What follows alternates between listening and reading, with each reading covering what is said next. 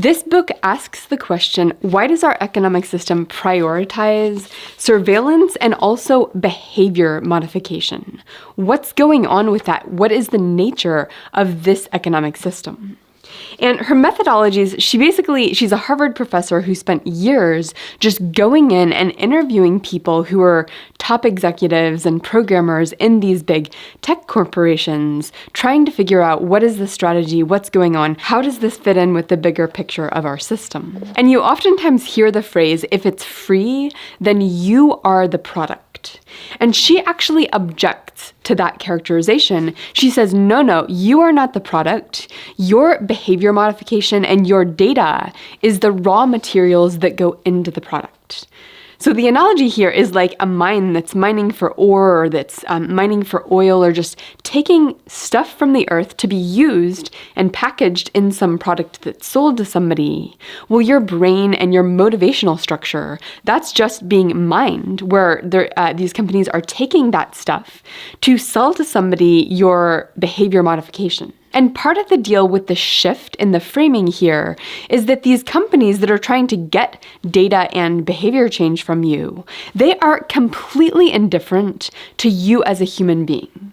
They're not trying to change your religion in a particular way. They're not trying to change your lifestyle in a particular way, except if that change in religion for you personally will get the behavior modification that somebody else wants for their purposes, then they'll use the religious language or the lifestyle language or the hopes and dreams to get those people what they want.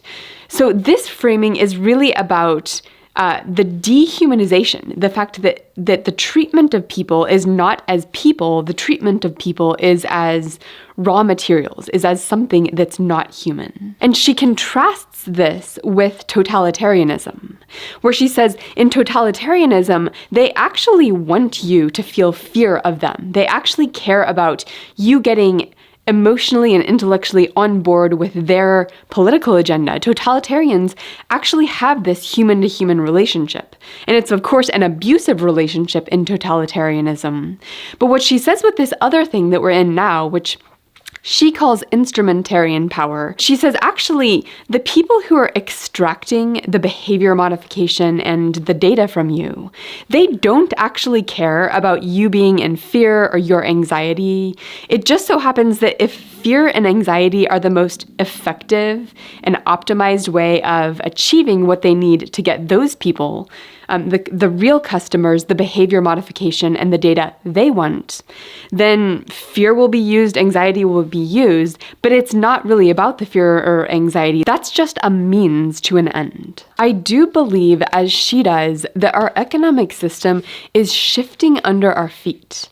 And she's basically making the case that these large tech platforms are being incredibly strategic about bending the direction of that shift toward their own vision, toward their own favor.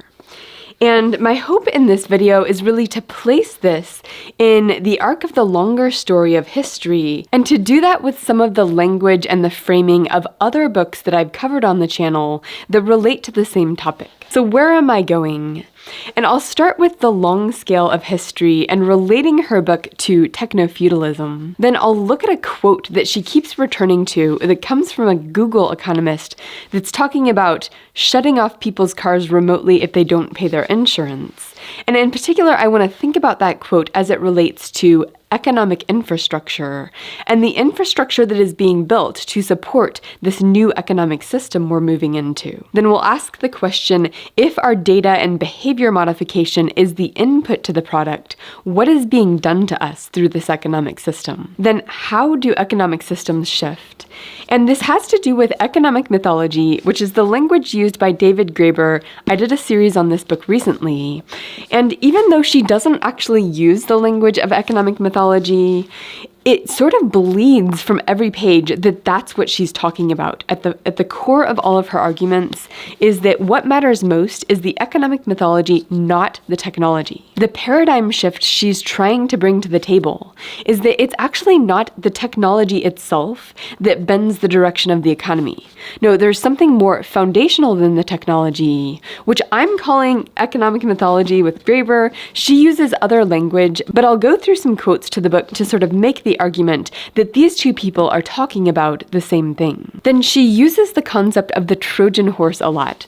Personalization is a Trojan horse. The Internet of Things is a Trojan horse. So we'll look at the Trojan horse story with an eye toward what can we learn about what they're doing strategically to bend the economic system in their favor. Then we'll look at the case of Google Glass and how that relates to the infrastructure being built up to support this kind of system. Then we'll rewind to the introduction of Gmail to see how does some of this strategy on their part work. And finally, if our data and behavior modification is the product, then who is that product for? Who is on the other side of that market? With that in mind, I would like to zoom back and place us in the longer scale of economic history. And a year ago, I did a review of this book, Techno-Feudalism, where he basically says, yeah, I think we're moving into a new economic system that is techno, meaning technologically enabled, and feudalism, meaning there's this bifurcation of power between the lords and the serfs. And the question is this inevitable? And both of these authors really push back against the notion that it's inevitable. So placing this in economic history, we might think back, we've got the feudal system, and then we have the mercantilist system where we have ships and trade across the seas. Then we have industrial capitalism with the factories.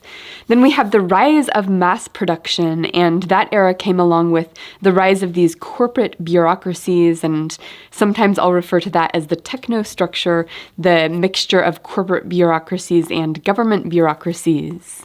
And of course, in recent history, she's really going through when this technology came on the scene, this digital technology, how is the system evolving in that context? And she's actually going to push back against the notion that the technology itself is what's driving the change in the system. She says, no, there's a layer underneath that that's more foundational, that we should actually have some say in, but that these tech firms do not want us to notice that we could have a say. Now, part of this story is going to have to do with the economic infrastructure being built up. And when we think of infrastructure, we think of power lines and sewage systems and road systems, highway systems. But there's also going to be a digital infrastructure and an institutional infrastructure that's being built at present. And the question is, whose value is this infrastructure being built up to serve? So she keeps returning to this one quote from Varian, who's an economist who works at Google. And I think the reason she keeps returning to this quote from him is that it's representative of other types of digital infrastructure that's being put into place. Varian says that if someone stops making monthly payments, nowadays it's a lot easier to just instruct the vehicular monitoring system not to allow the car to be started and to signal the location where it can be picked up. Insurance companies, he notes, can also rely on these monitoring systems to check if customers are driving safely and thus determine whether to maintain the insurance policy, vary the costs of premiums, and decide whether to pay a claim. With that quote in mind, the question I always ask is whose interest or whose value is that economic activity attuned to? So anytime you're going to build up any infrastructure, there's going to be an investment in resources. That's human resources, physical resources. And here, the infrastructure is the ability to turn off somebody's car remotely. And of course, infrastructure is designed to serve the ground layer of the economy. So the question is, whose interest would drive an infrastructure that would make it really easy to just turn off somebody's car remotely? Is that something the general populace would just consider to be super, super convenient, something that solves a problem for them? Or is that economic activity, that ground level infrastructure, attuned to somebody else? And one of the things I appreciate about this book is she keeps bringing up the myth of inevitability.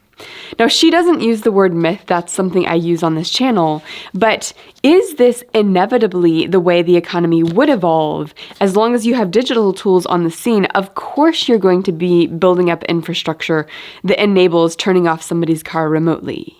Or is that actually inevitable? Is that just something that we're sort of letting happen without people noticing that it's not well attuned to the general population? So what is being done to us as they treat us like raw materials? And really, the two types of raw materials they are extracting from us are data and behavior modification, where the data is really about prediction markets, it's about futures markets, it's about reducing uncertainty for somebody who's trying to do their economic thing, whatever that is, and they need to know how will people respond. With behavior modification, she classifies this into three categories, which she calls tuning, herding, and conditioning, where tuning involves nudging and subliminal cues, and it's subtle ways of influencing what I would call our salience frame, what is prominent to us, what we notice, the things that will enter below our level of consciousness into our motivation. When it comes to what she calls herding, this is really about the social cues and the social norms in the environment we live in. So it's noticing that people tend to do what other people do. That's a rule of thumb people use. Okay, if lots of people are doing this, then it must be a good decision. And they use that perception of what other people are doing to actually bend people's behavior and bend populations' behavior according to what everybody believes everybody else believes is the social norm, is the right thing to do. And then conditioning is something that's used by B.F. Skinner, who has a really starring role in this book, where B.F. Skinner is doing this to animals, where he's conditioning animals towards certain behaviors by giving positive reinforcement and away from other behaviors by giving negative reinforcement. Do you want the mouse to avoid smelling flowers? Then give them an electric shock every time they smell a flower. Or do you want the mouse to use the hamster wheel more often? Then give them a food reward every time they use it for a few minutes.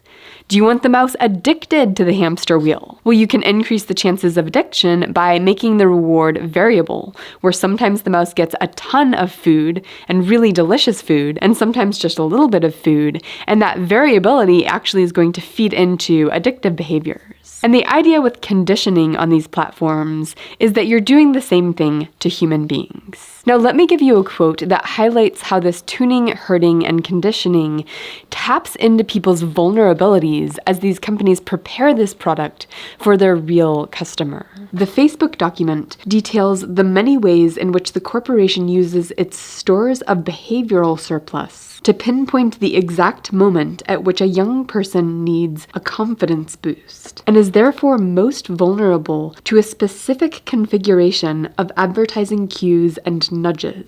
By monitoring posts, pictures, interactions, and internet activity, Facebook can work out when young people feel stressed, defeated, overwhelmed, anxious, nervous, stupid, silly, useless, and a failure. So if our economic system is doing more of that, we want to return to the long scale of economic history and ask the question, how do economic systems change?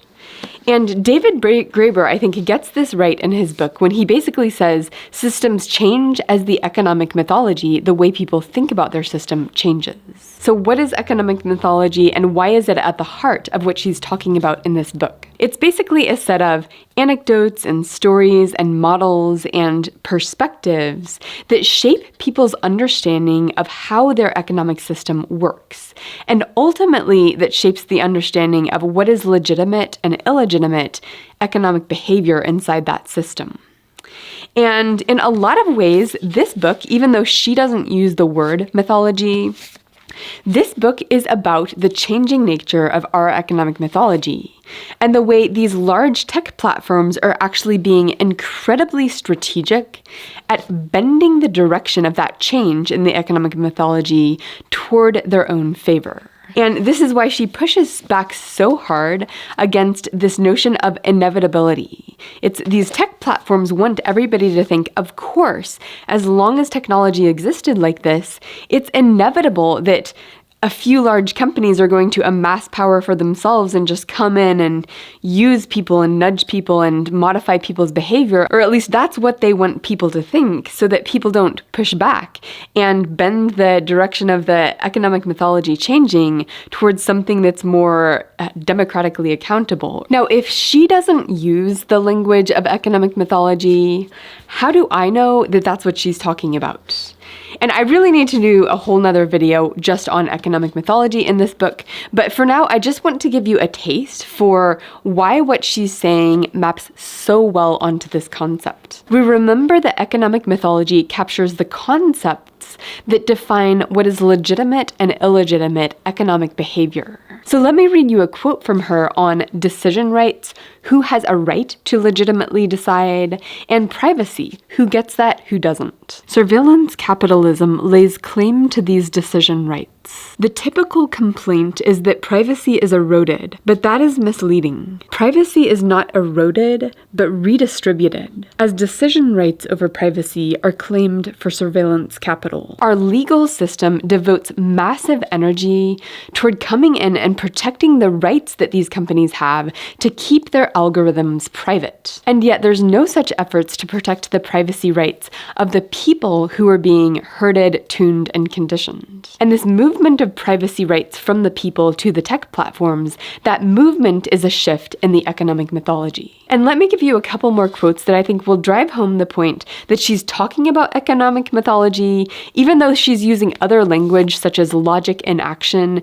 Logic in action is kind of jargony, and it's why I'm not using her specific language here, but she's talking about the same thing Graeber is. That surveillance capitalism is a logic in action and not a technology is a vital point, because surveillance capitalists want us to think that their practices are inevitable expressions of the technologies they employ. Surveillance capitalism was invented by a specific group of human beings in a specific time and place. It is not an inherent result of digital technology, nor is it a necessary expression of information capital. It was intentionally constructed at a moment in history. And those are not the only examples of her talking about things that are clearly economic mythology. I have pages and pages of notes where I'm like, this is exactly what she's talking about. It maps so perfectly onto Graeber's stuff. Now, economic mythology is not all bad. As a matter of fact, you can't have a system of any kind, whether it's economic or otherwise, without some kind of mythology. It's just a collection of ideas and concepts and stories and whatnot. I oftentimes refer to an economic mythology as a constellation of ideas. It's not just a single idea, it's really how a bunch of ideas are woven together and interrelated. That's an economic mythology. And yet, economic mythology changes one concept at a time. So for example, if we wanted to replace some of the more misleading concepts in our current economic mythology with more accurate ones, we can use concepts to make that shift.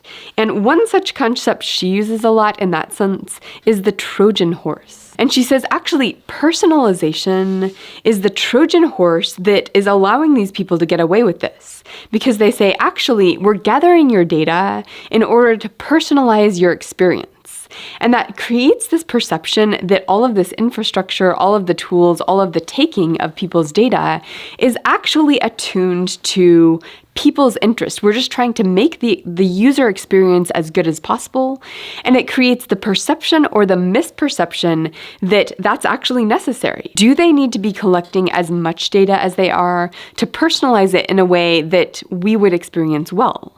And then, do they need to sell the data and sell the manipulation, sell the behavior modification on the other end in order to finance this personalization that ultimately is aimed at us? And if we look at the actual Trojan horse story, we can learn some things. So the Trojan horse story, basically, there's a war and there's two sides to the war. And one of them gives as a gift this huge horse to the other city. And of course, they take this huge horse into the city gates and it's beautiful. But inside this wooden horse are all of these soldiers who are going to come out of the horse at night and defeat the city through the horse. So it's designed to be a gift, it's designed to look like a gift, but in fact, it's very aggressive and it's a move to come in and take over the city by the other side on that war. But one lesson we can take from the Trojan horse is that it actually is a gift. Even after all is said and done, the horse is beautiful. Like, the wooden horse will still exist,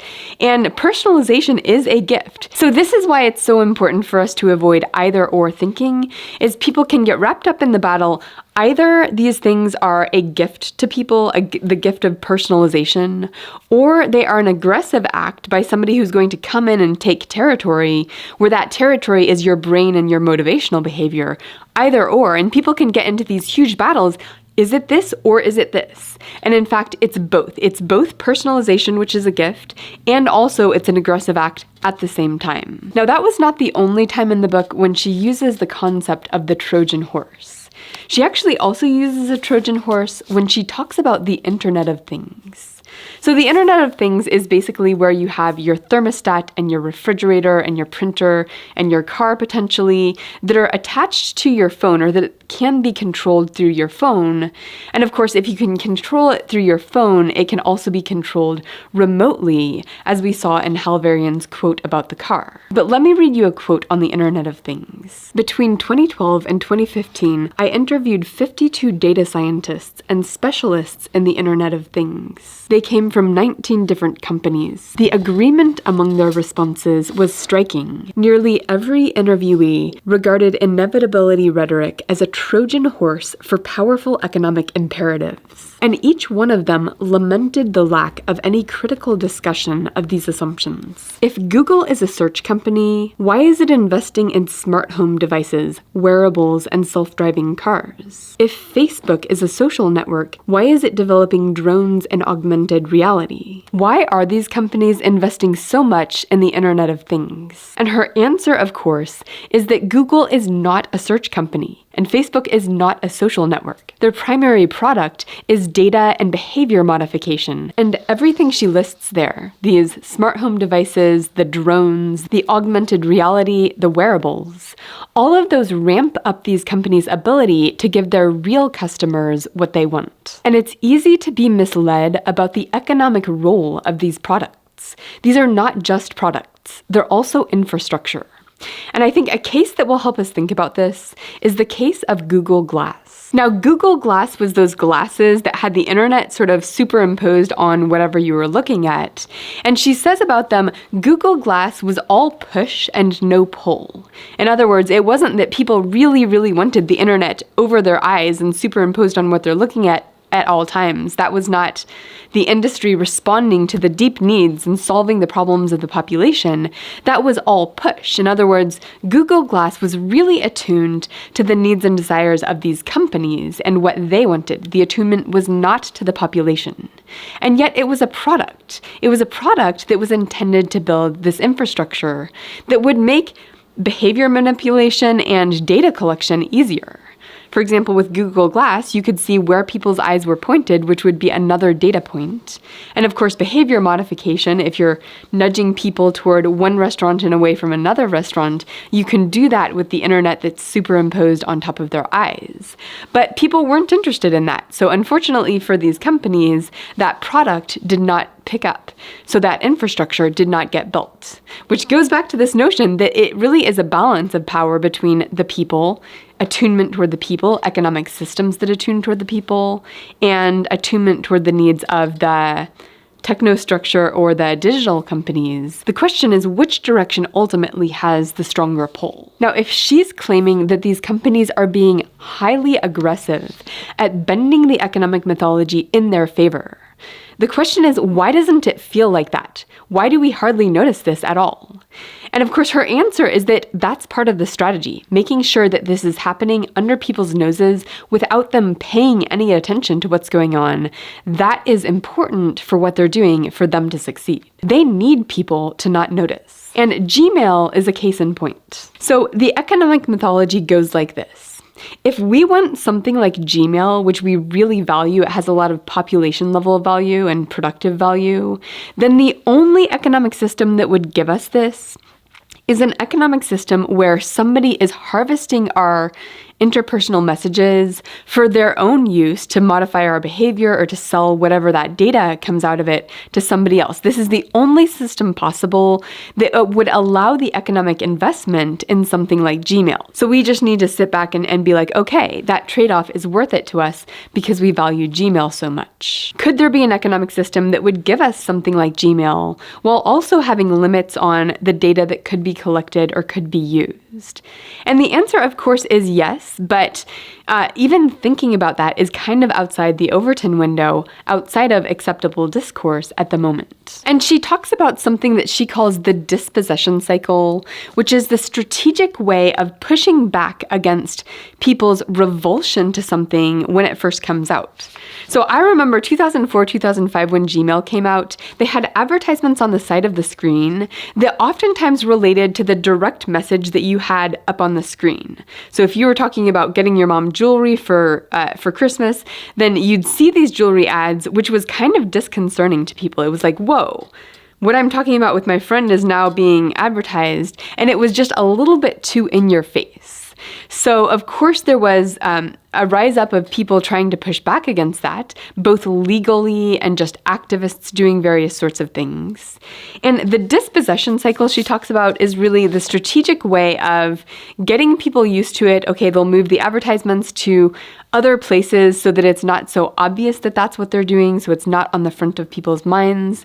There are a whole bunch of strategies for sort of warding off people's objection to what they're doing with the data and what they're doing with what they feel like they have a right to do with modifying our behavior. And that strategic battle between them and people who are trying to push back, that battle is a battle over the economic mythology. Now, let me point out two things that shifted in this story. We saw the jewelry advertisements shift from the side of our Gmail where we're talking about jewelry right now to the YouTube video where people may not make the connection that, oh, this is a direct response to your email to your friend. So that shift happened. And at the same time, we had this shift in the privacy rights that was sort of underpinning some of this change, which is the shift in the privacy rights from the privacy of the individual to the privacy of the firm. The firm can privately do what it wants to with your data without you having access to knowing who it's selling to, how it's using that, all of that. The first shift was designed to shift our attention so that we don't notice what's going on.